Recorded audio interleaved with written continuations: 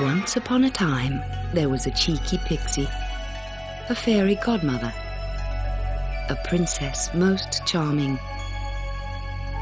She was the fairest of them all, and the people loved her dearly, enchanted by her beauty, her grace, and her kindness. So powerful a spell did she cast that it didn't fade at all, even after years and years. There was always something very special about Audrey Hepburn. She is truly an original. She is the inspiration for others, an enduring icon of elegance and taste. Her unique style, beauty and vibrancy continue to captivate and delight audiences young and old. And her fairy godmother wand still waves gently, easing the suffering of children in need. Around the world, her extraordinary legacy continues to touch millions of people, helping them to hope, to dream, and to laugh. This is the magic of Audrey.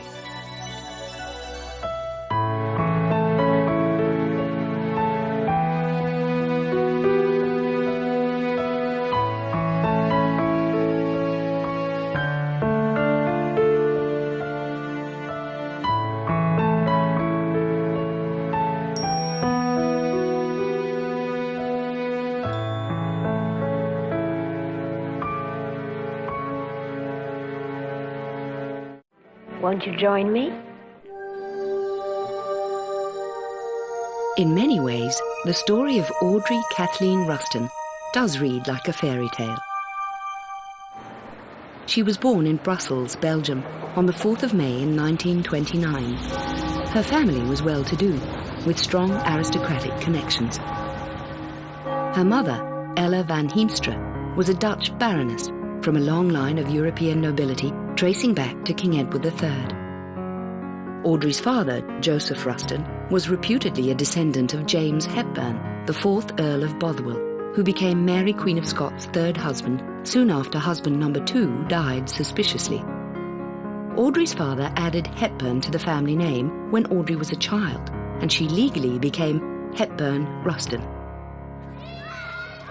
From an early age, she studied ballet, developing a poise and grace that played out beautifully in her career as an haute couture model, and later when she moved into acting. As a relatively novice actress, she displayed an innate ability and was quickly noticed by the right people. Seemingly overnight, the young girl in the chorus line was now in the headlines, an award-winning stage and screen star, and a worldwide sensation.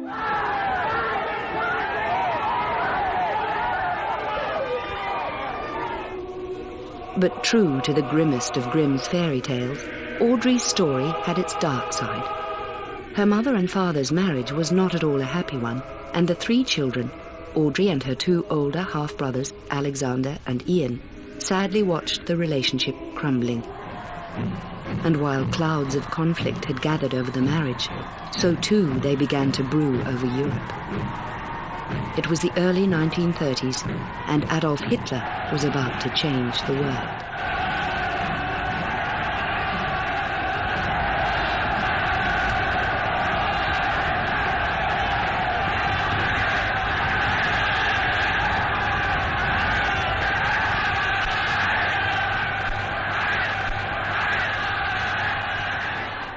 Both of Audrey's parents had initially supported fascist ideas, but as Nazism took hold, Ella soon changed her views.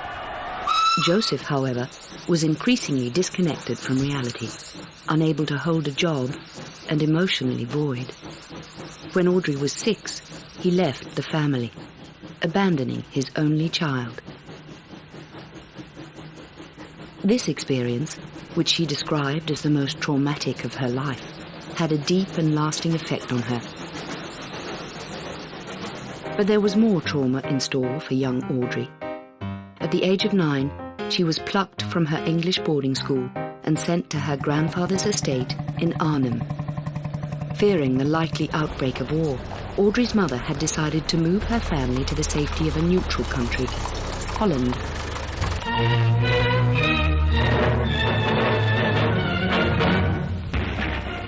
The mad dog is on the march again. He brings all the horrors of total warfare to three of the fairest and cleanest of neutrals in Western Europe. Pity the peoples of these nations, whose fair lands the mad dog has made his bloody battleground.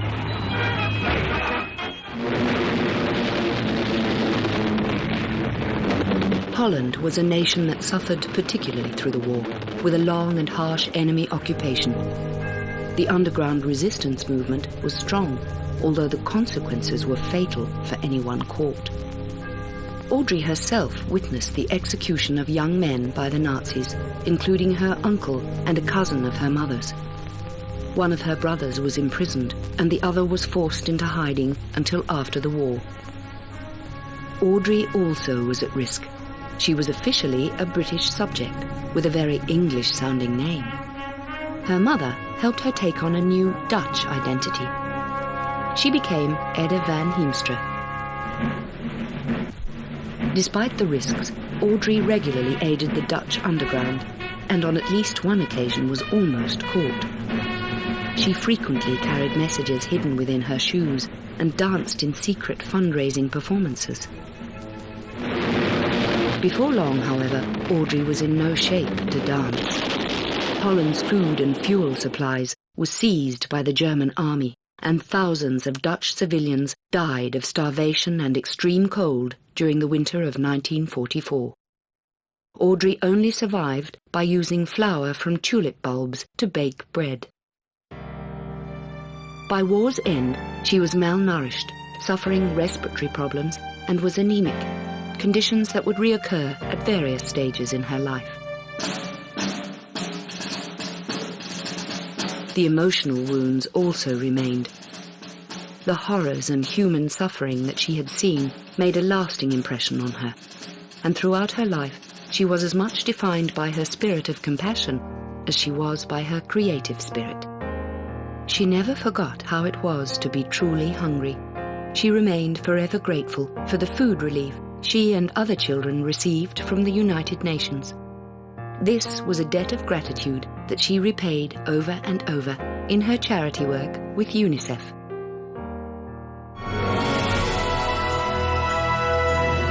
The war was over and Holland liberated. Now began the gradual emergence of the beautiful butterfly that the world was to eventually know and love. In Amsterdam, aged 18, Audrey played her first film role, an air hostess in a short educational film, Dutch in 7 Lessons. Moving to London, she won a scholarship to the esteemed ballet school run by Marie Rombert, who had worked with Nijinsky. She also began working as a catwalk and photographic model, showing a rare instinct for the camera. Photographers loved her, and this mutual affinity would result in exquisite creative photographs that still today endure as great art. Throughout this time, Audrey worked hard at her ballet, and it showed. But Madame Rombert warned that good as she was, she could never be a principal dancer. She was too tall for the male leads, and her wartime malnutrition had impaired her physical strength. Facing this disappointing reality, Audrey moved on, landing a series of roles in musical theatre and feature films. One of these, Nous irons à Monte Carlo, was the turning point in her career. Audrey's main scene was shot in the lobby of the Hôtel de Paris on the French Riviera. By a fluke of fate, casually observing the filming was the author Colette, whose novel Gigi was set for Broadway. In search of her leading lady, Colette pounced upon Audrey, famously proclaiming, "You are my Gigi."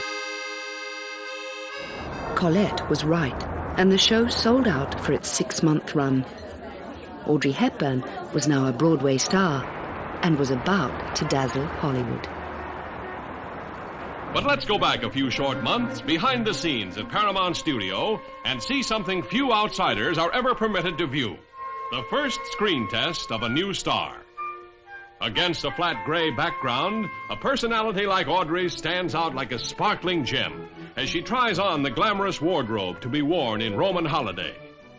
By contrast, the pixie side of Audrey shows through as she demonstrates how she'll not only let her hair down, but even cut it off in a scene for Roman holiday. Yes, there's a nightgown scene. And what a nightgown! Demure is the word for Audrey in this attractive outfit. And all the boys behind the camera fell for her like a ton of bricks when that million candle power smile broke forth. There was no doubt about it. Audrey Hepburn was the only possible choice to play the runaway princess on this Roman holiday, having her romantic fling with Gregory Peck, the happiest spree any girl ever had, in the happiest picture you've seen in years.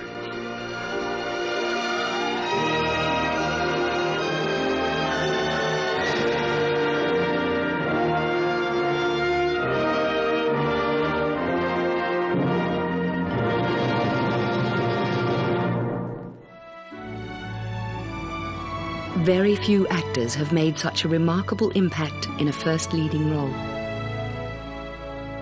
Audrey's performance was so good that her gracious leading man insisted that Paramount give her equal billing with him above the title.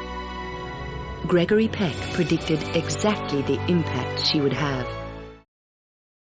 Hollywood is aglow for its own crowning event, the annual Academy Awards. Saluted are a score of them. Ladies and gentlemen, in New York City, Miss Audrey Hepburn in Roman Holiday.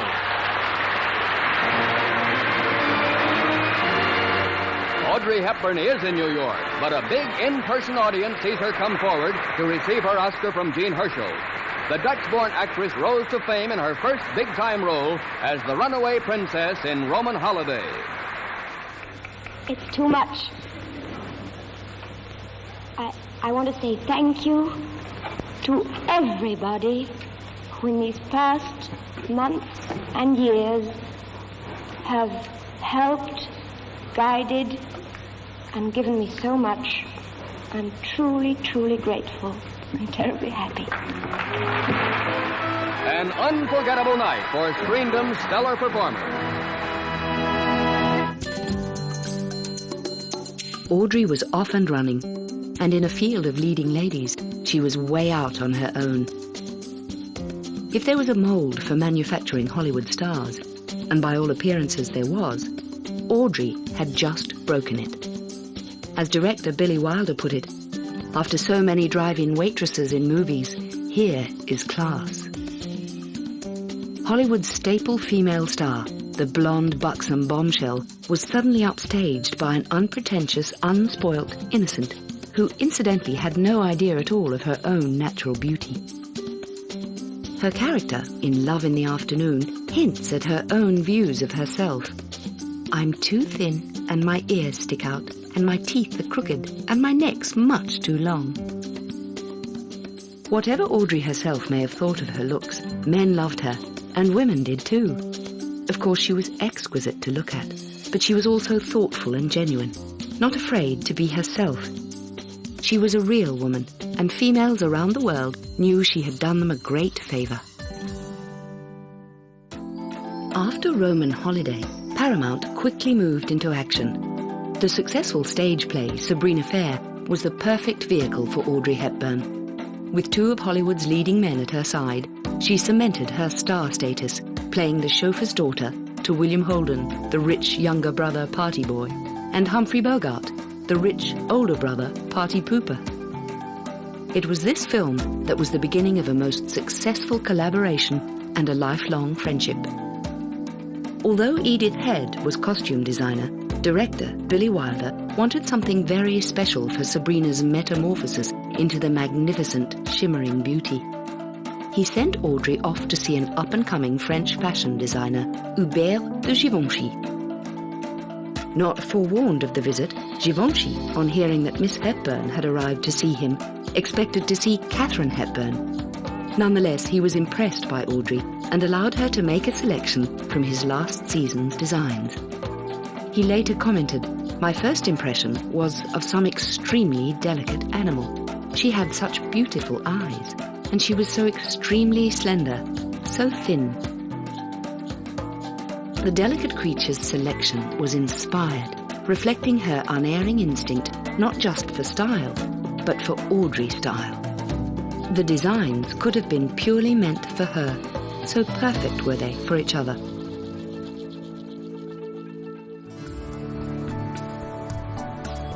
Audrey's blossoming career had seen some changes in her personal life.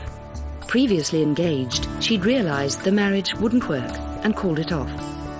Now, young, single and gorgeous, she was one of the world's most desirable women. It was inevitable that Audrey would win many hearts, and there was a great deal of speculation about her relationships with her leading men. In particular, the whispers flew about William Holden, who fell deeply in love with Audrey and never got over her. And tonight, I want to present you with your instructor. Thank you. I would like to say how very, very grateful I am for this beautiful award, and how grateful I am to those who enabled me to receive it. And thank you, Bill, for bringing it to me. From California. All the way. All the way. But in reality, it was her first leading man, Gregory Peck, who was to bring love into Audrey's life when he introduced her to one of his theatre associates. Mel Ferrer, actor, writer, director, has been described as controlling and brooding, and as Audrey herself admitted, had a bad temper. Nevertheless, she was keen to act with him and took the part of the water sprite in the play Ondine. Audrey was acclaimed for her performance in this play, winning the Tony Award as Best Stage Actress in 1954. In that same year, she collected both the Oscar and the Golden Globe Best Actress Awards for Roman Holiday, a remarkable achievement, putting her in the history books. Despite skepticism from outsiders as to the future of the relationship, Audrey and Mel were very much in love. For Audrey, who had lost her father, Mel, with his commanding and protective nature, may well have filled a void in her life. In September 1954, the couple married in Bergenstock, Switzerland. Always a loving, nurturing person, Audrey longed to have children of her own. She recalled that as a child, she used to embarrass her mother when she would rush to hug strangers' babies. Now, some months after her marriage to Mel, she discovered she was pregnant. But her delight was not to last. In early 1955, she suffered a miscarriage and was devastated by the loss. Encouraged by Mel, she threw herself back into work, starring in several films over the next 5 years, including the 3-hour epic War and Peace, in which she acted alongside her husband. I understand you've always wanted to make a film with your husband, and he stars with you in this one. Was it fun, or was it an experience you don't want to repeat? No, it's great fun, and I must say it's the perfect way of living to be able to work together. And although we realize that the occasions will be very rare, we hope there will be other opportunities. I hope you'll forgive me being very feminine and personal, but I adore your dress, and I haven't seen anything quite like it over here. It's obviously rather like the sort of things you wore as Natasha. Could you stand up and let me have a look? Certainly. It isn't too crumpled in the airplane. Do you like this style very much yourself? I like it very much, and I particularly like this one, and naturally I did choose it. You recognize the Empire style, yes, which is the great influence in the Paris collection. Stars and celebrities are arriving for the London premiere of War and Peace, the screen version of Tolstoy's world-famous novel, and the longest film since Gone with the Wind. There's a big welcome for Audrey Hepburn and her husband Mel Ferrer. Audrey plays Natasha, the principal feminine role in the film, and Mel Ferrer plays Andre, a young soldier with whom Natasha falls in love. A grand assignment for a popular husband and wife team. Despite the solid cast and huge resources that went into the production, War and Peace failed to connect with its audience. At the box office, once all the hype was over, it basically petered out. But another film, produced almost simultaneously, was to become a further jewel in Audrey's film crown, Funny Face. That for me, bonjour Paris!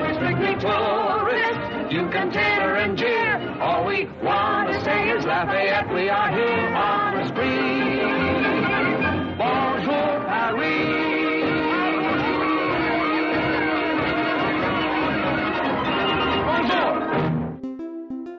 Funny Face appealed to Audrey on a number of levels. It revolved around fashion, it allowed her to sing and dance, and with the one and only Fred Astaire. Most wonderful, marvelous, that you should care for me. Please sit down. Stanley Donen, who directed the classic Gene Kelly musical Singing in the Rain, was also at the helm of Funny Face. It's a fun and memorable film with songs by George and Ira Gershwin and tightly choreographed dance routines.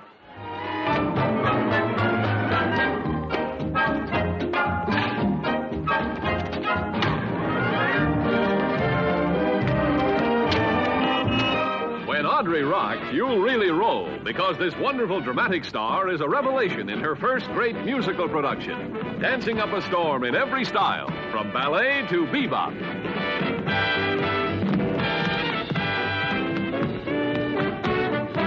Yes, Funny Face is really funny. The bubbling story of a highbrow girl who falls into the clutches of a high-powered fashion magazine editor. I don't want my hair cut. I don't want my eyebrows up or down. I want them right where they are. And Fred's the carefree photographer who comes to her rescue. Fred's carefree photographer is based on the real-life Richard Avedon, who was brought in as special visual consultant. The pairing of Stanley Donen and Richard Avedon resulted in a look that is entirely original. The movie is a visual feast, with its dynamic and stylized look, stunning Parisian backdrops, Givenchy brilliance, and the ever-exquisite Audrey. Decades later, the movie remains a favorite, and the distinctive Audrey style shines through, continuing to inspire today's world of fashion. Audrey's next film was the underrated Love in the Afternoon with Gary Cooper. She followed this with a role that was both challenging and rewarding, and is considered by many to be her finest work. Based on the true experiences of Belgian nun and missionary nurse Marie-Louise Abbé, it is a powerful and moving story of a woman's personal struggle as she battles with her conscience, her commitment, and her convictions. Sister, have you considered the seriousness of what you're doing? Yes. Sister, is there nothing we can do? Nothing. This film was, for Audrey, the most personally significant of her career. She immersed herself in the role, spending time in a convent, experiencing the lifestyle and observing the behavior of the nuns. She learned to use medical instruments, watched operations, visited an asylum, and met lepers. Never overtly religious, still Audrey was a total humanitarian with the greatest respect for all forms of life. Her inner emotional journey in making the nun story seemed to leave a personal imprint on her. It stirred something within that perhaps only came to fruition later as she tirelessly worked for the world's children. There has never been a motion picture like The Nun's Story.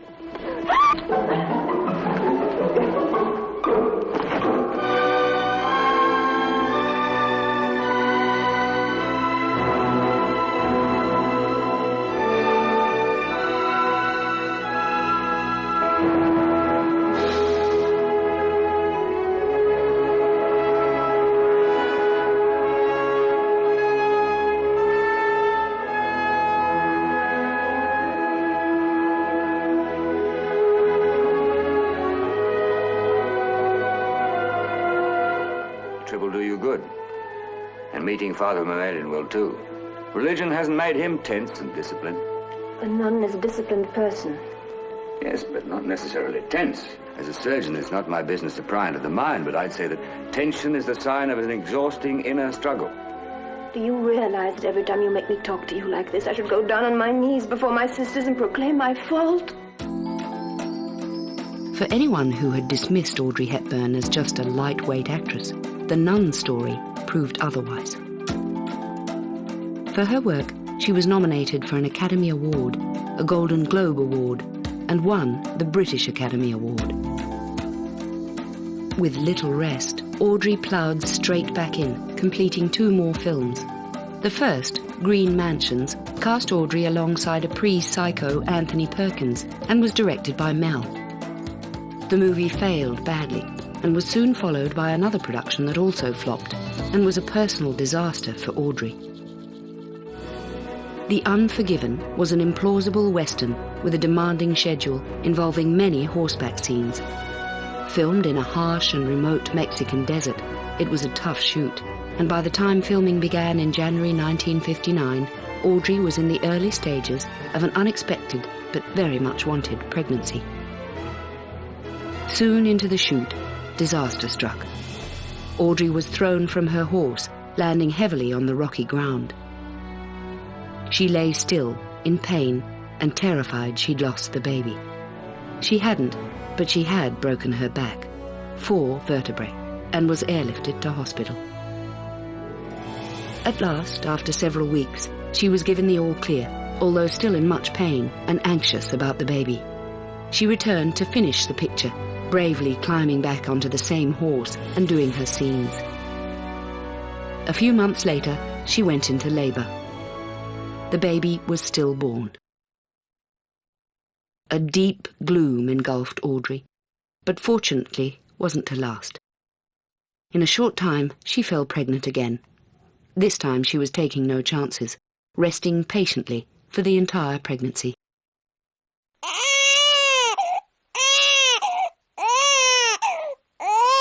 On July 17, 1960, Sean Hepburn Ferrer was born, a healthy, strong baby boy.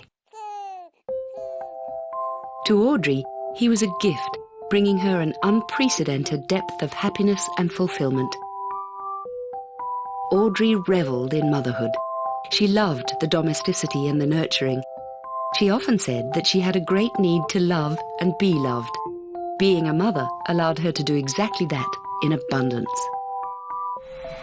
But while she longed to remain a full-time mother, she knew she had to keep working to guarantee a future for a family in which her career had long ago eclipsed her husband's. At this point, along came the role that is forever linked with Audrey Hepburn. You have a special invitation to attend Audrey Hepburn's open house on the wildest night New York ever knew.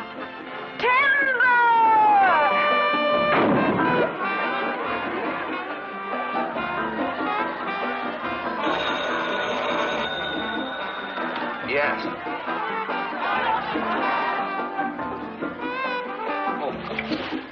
Oh, good evening, Ed. Tell you one thing, Fred, darling. I'd marry you for your money in a minute. Would you marry me for my money?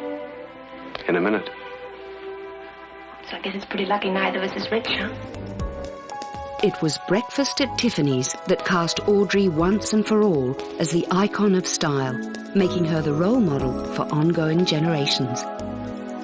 Her Givenchy elegance, her cheeky sense of humour, her instinct for a look that was just so right, belonged to both Holly Golightly and Audrey Hepburn. For many of today's newer DVD viewing audiences, the two are inseparable. Yet Audrey felt nervous about the role and wasn't convinced she was right to pull off the flamboyant party girl-call girl that was Holly Golightly. And in fact, it's this tinge of insecurity, of the little girl lost within, that underlines her portrayal of Holly and makes the character so real. Now, what about this picture? The title, Breakfast at Tiffany. I thought Tiffany's was a jeweler's shop.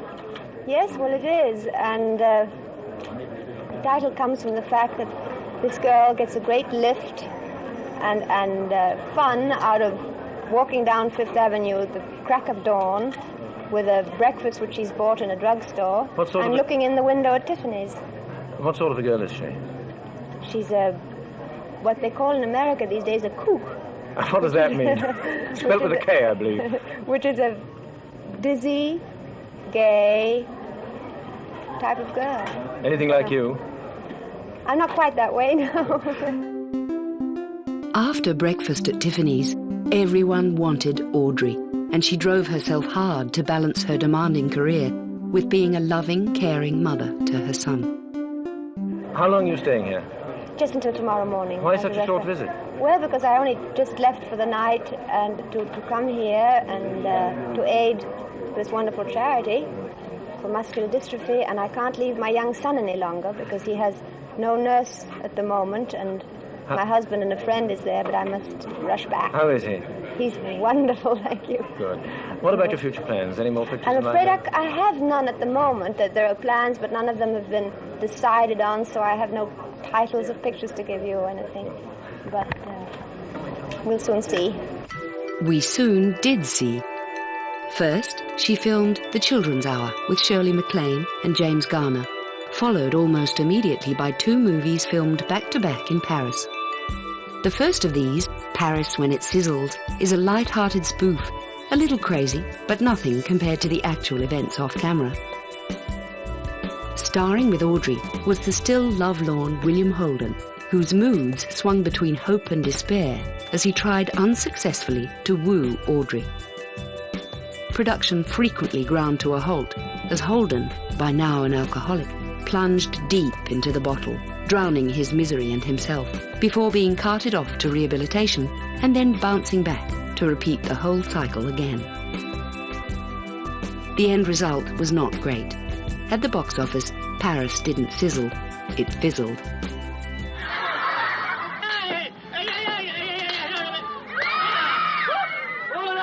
Some you win, some you lose. Swings and roundabouts. Audrey's next movie was a big winner, and still today remains a popular favourite. Charade is the closest a film can come to being a Hitchcock without actually being one. A thriller, comedy, and romance, all rolled up into one enjoyable experience. It starred Audrey alongside the delightful Cary Grant and a brilliant supporting cast. As I said, Mrs. Lambert, I'm afraid you're in a great deal of danger. I regret very much having to say this, but please remember what happened to your husband. From as far back as Roman Holiday, producers had tried to pair Audrey with Cary Grant, but he refused all the offers, sensitive to the 25-year age gap between them. This time, however, he agreed, once the script was modified so that it was Audrey's character who chased him and not the reverse.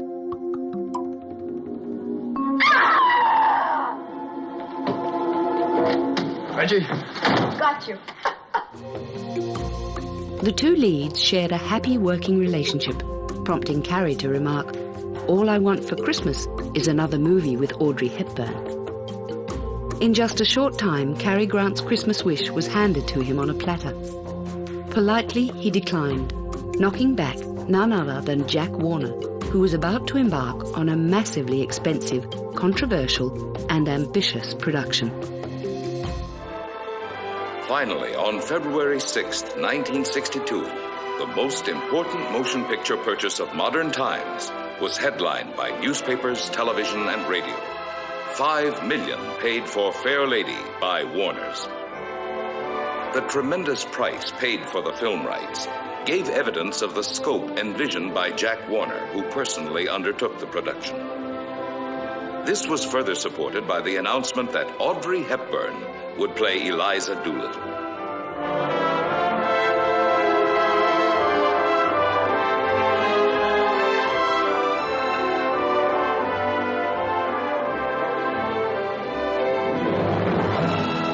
No one doubted that this was the lady for My Fair Lady.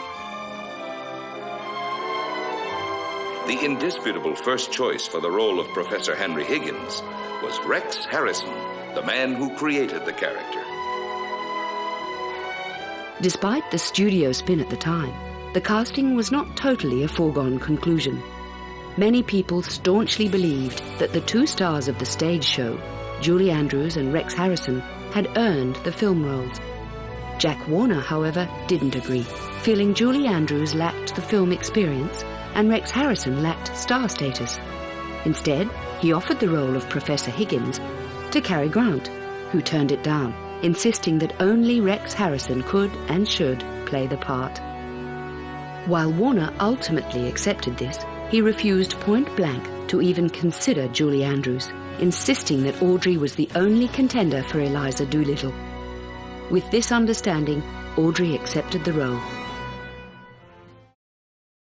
With cast in place, Warner assembled a crack team, including the acclaimed but reputedly fiery director George Cukor and Cecil Beaton, the renowned photographer and designer, who was responsible for the overall production design as well as the lavish costumes.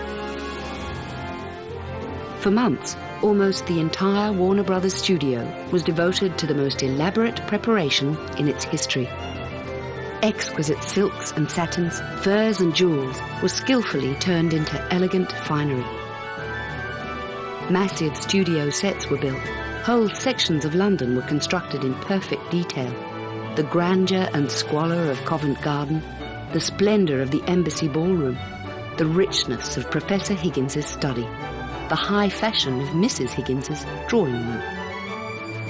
This attention to detail carried through to every aspect of the production, including, of course, the performances.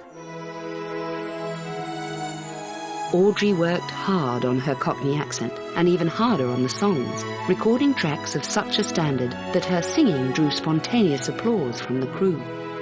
She injected the same nuances of personality into her songs as into the spoken words, keeping the character finely balanced. This balance was thrown off with a decision that appeared to have been made long before she sang a note. At Jack Warner's insistence, her tracks were re-recorded by Marnie Nixon, a highly trained and technically excellent singer, but of a more formal style.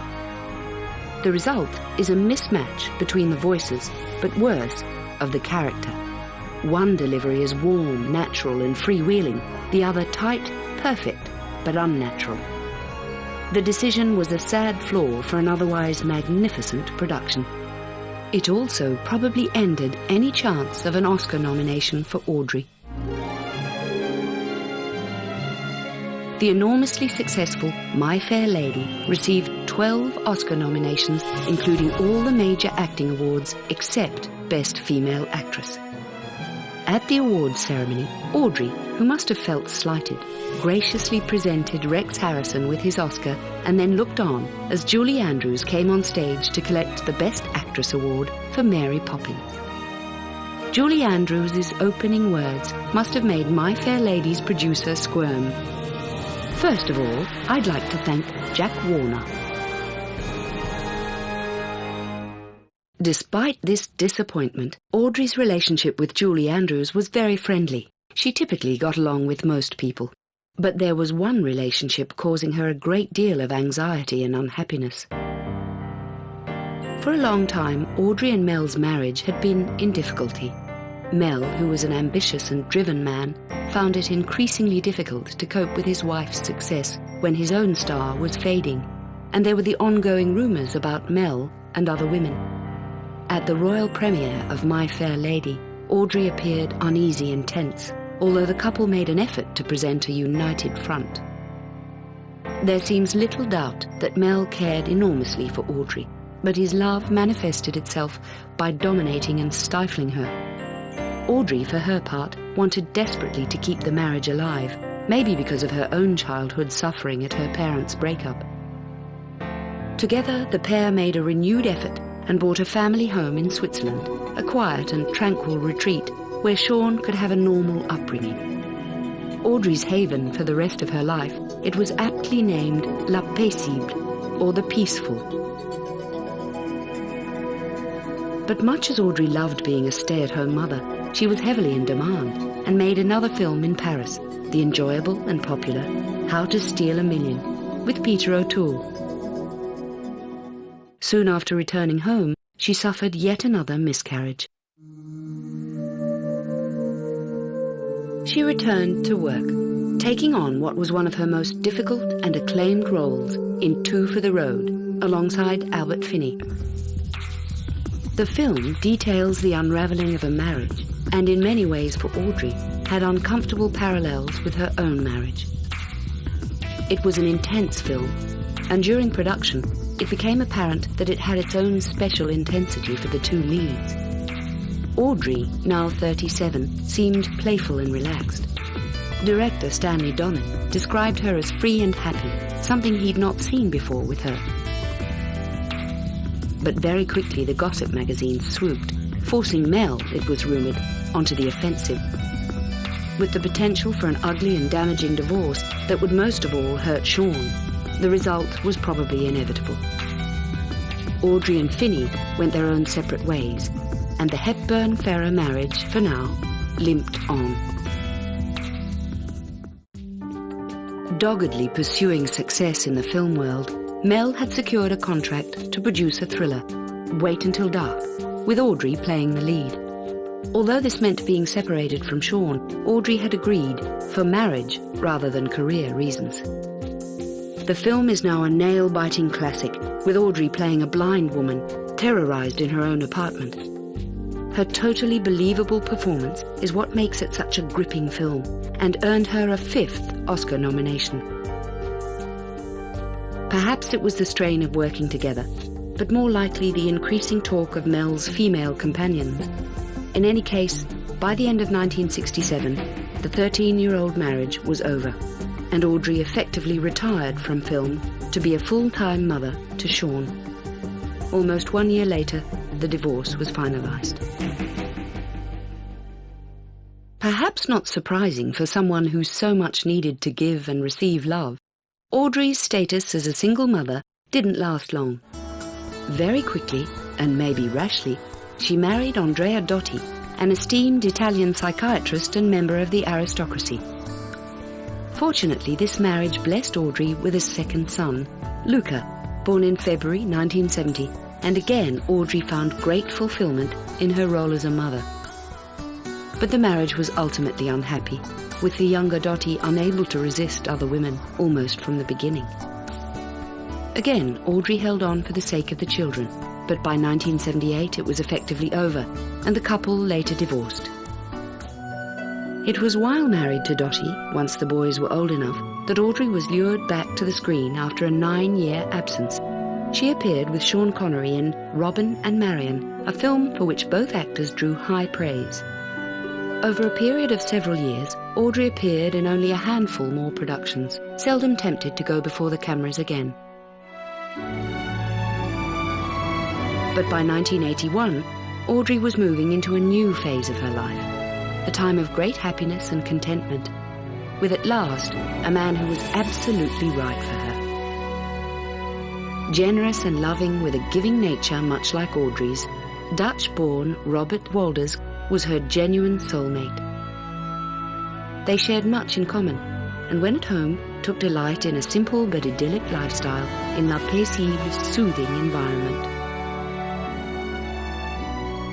But there was still another role for Audrey to play, one she would no doubt have considered the most important of her life. With the ever-supportive Robert Walders at her side, in 1988, she became a Goodwill Ambassador for UNICEF, speaking up for the children of the world.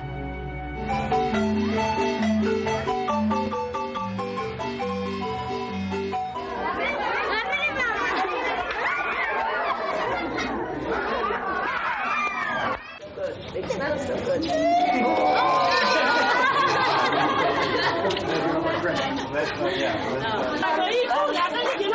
How about that? Look at that, how small that is. Can we go and get our dinner?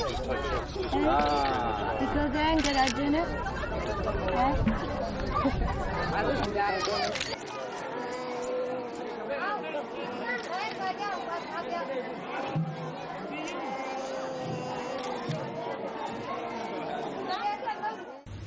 We care for our own children when they have an accident or when they're sick, not just during their illness, but through what may be a long convalescence. Surely we can do that for those thousands of silent children which I saw. Her last trip to Somalia in September 1992 was the hardest of them all.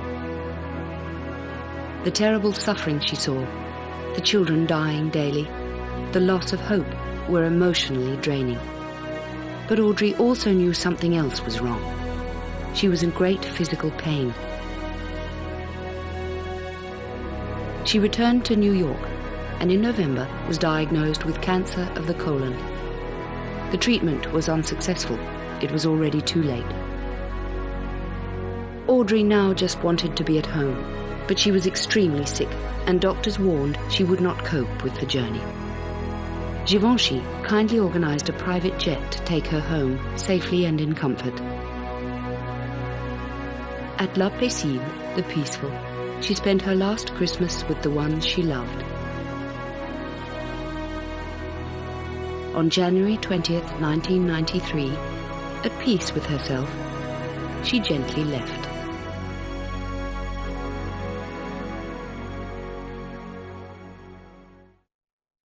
In a world teeming with billions, Audrey Hepburn was just one person, but she made a real difference. Today, through the Audrey Hepburn Children's Fund and UNICEF, her love still touches children around the world. In front of television sets, viewers old and new are transported as they smile, cry, and laugh along with her. Somewhere, every day, her beautiful face looks confidently out from a photograph, and a young girl thinks, I can be like that. Somehow, Audrey Hepburn gives us hope and inspiration. The world is a better place for her special touch of magic.